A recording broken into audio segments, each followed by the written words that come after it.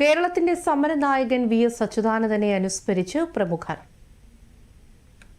അദ്ദേഹത്തിന്റെ കൂടെ പൊളിറ്റിക്കൽ സെക്രട്ടറിയായി വർക്ക് ചെയ്യാൻ എനിക്ക് അവസരം കിട്ടും. മുഖ്യമന്ത്രിയായി അദ്ദേഹം പ്രവർത്തിക്കുന്ന സമയത്ത് വളരെ നിർണായകമായ ഒരു കാലഘട്ടമാണ്, തീരുമാനങ്ങളെടുത്ത സമയമാണ്. അന്ന് അദ്ദേഹത്തിനോട് 4 വർഷക്കാലം, അവസാനത്തെ വർഷം ഞാൻ MP ആയിട്ട് പോയിരുന്നു. അന്ന് അദ്ദേഹത്തിനൊപ്പം പ്രവർത്തിക്കാൻ കഴിഞ്ഞു എന്നുള്ളത് വളരെ വലിയ അനുഭവമാണ്. ഏറ്റവും അടുത്ത് ഇടപഴകാൻ കഴിഞ്ഞു. തീരുമാനങ്ങൾ, നിർണായകമായ കാര്യങ്ങളിൽ അദ്ദേഹത്തിന്റെ അഭിപ്രായങ്ങൾ, രീതികളൊക്കെ മനസ്സിലാക്കാൻ കഴിഞ്ഞു. ശക്തമായ നിലപാടെടുത്ത് അതിൽ ഉറച്ചു നിൽക്കുന്നതിന് അനുഭവമുണ്ട്. കാര്യങ്ങളോട് എടുക്കുന്ന നിലപാട് എപ്പോഴും ഡെവലപ്മെന്റിനോട് താല്പര്യമുള്ളതുണ്ട്. അപ്പൊ അങ്ങനെ കണ്ടു. അതിനുശേഷം പാർട്ടി സംസ്ഥാന സെക്രട്ടേറിയറ്റ് മെമ്പർ ഉൾപ്പെടെയായി പ്രവർത്തിക്കുന്ന കാലത്ത് വി.എസ്. വളരെ സീനിയർ എന്ന നിലയിൽ അദ്ദേഹത്തിന്റെ അടുത്ത് ഒരുമിച്ച് പ്രവർത്തിക്കാൻ പറ്റി. പാർട്ടി ജില്ലാ സെക്രട്ടറി ആയിരിക്കുമ്പോഴും അതിനൊക്കെ. അപ്പോൾ വലിയൊരു എക്സ്പീരിയൻസ് ആണ് വി.എസുമായി ചേർന്നുള്ളത്.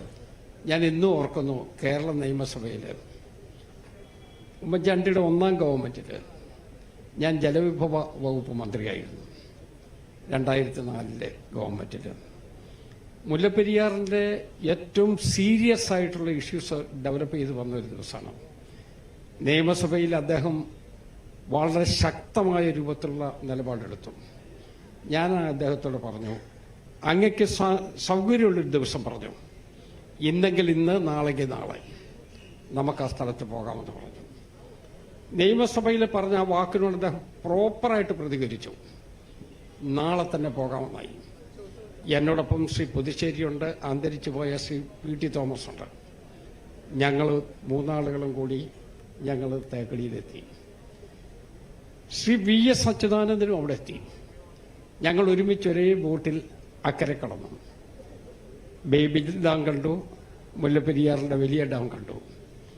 അതെല്ലാം കണ്ട് ഞാൻ അദ്ദേഹത്തെ ബോധ്യപ്പെടുത്തി.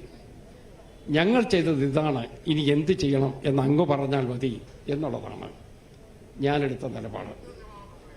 അതിനുശേഷം എല്ലാം പരിശോധിച്ചതിന് ശേഷം, ഉദ്യോഗസ്ഥരുമായി സംസാരിച്ചതിന് ശേഷം യഥാർത്ഥത്തിൽ അദ്ദേഹം പരിപൂർണ തൃപ്തനായിട്ടാണ് അവിടുന്ന് പോയത്. എൻ്റെ ജീവിതത്തിൽ മറക്കാൻ കഴിയാത്തൊരനുഭവമാണ്. കേരളം കണ്ട എണ്ണമറ്റ ജനകീയ പോരാട്ടങ്ങൾക്കും V.S. ആണ് ഏറ്റവും വലിയ ഊർജ്ജ സ്രോതസ്സായി നിലകൊണ്ടത്. അതേവരെയും ഒരു ചെറിയ ഗ്രൂപ്പുകൾ മാത്രം ഉയർത്തിക്കൊണ്ടിരുന്ന പ്രശ്നങ്ങളാണ് V.S.ന്റെ ഇടപെടലിലൂടെ കേരളവും ഇന്ത്യയും ചർച്ച ചെയ്യപ്പെടുന്ന പ്രശ്നങ്ങളായിട്ട് മാറിയത്. അത് കേരളത്തിൽ അനധികൃതമായി നിർമ്മിക്കാൻ ശ്രമിച്ച അണക്കെട്ടുകളുടെ കാര്യത്തിനകത്തായാലും, വമ്പൻ കോറികൾ നടത്തിയ പ്രകൃതി ചൂഷണത്തിന്റെ കാര്യത്തിലായാലും, നമ്മുടെ കുറിഞ്ഞിമലകളും നമ്മുടെ വനമേഖലയും എല്ലാം കൈക്കലാക്കാൻ ശ്രമിച്ചിട്ടുള്ള ഗൂഢനീക്കങ്ങൾക്ക് എതിരായിട്ടുള്ളതായാലും, അനധികൃതമായ മണൽ ഖനനങ്ങൾക്ക് എതിരായിട്ടുള്ളതായാലും, ആറന്മുള പോലെയുള്ള വിമാനത്താവളത്തിന്റെ കാര്യത്തിലായാലും എല്ലാം ഞങ്ങളൊക്കെ അനുഭവിച്ചറിഞ്ഞ ഏറ്റവും പ്രധാനപ്പെട്ട കാര്യമാണ്.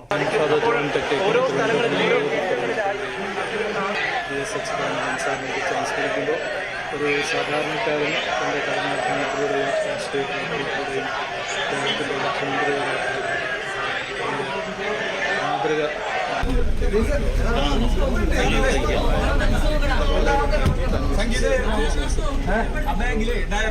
ഇന്നത്തെ കാലഘട്ടത്തിൽ അങ്ങനെ ഫലമായിട്ട് കാണാം.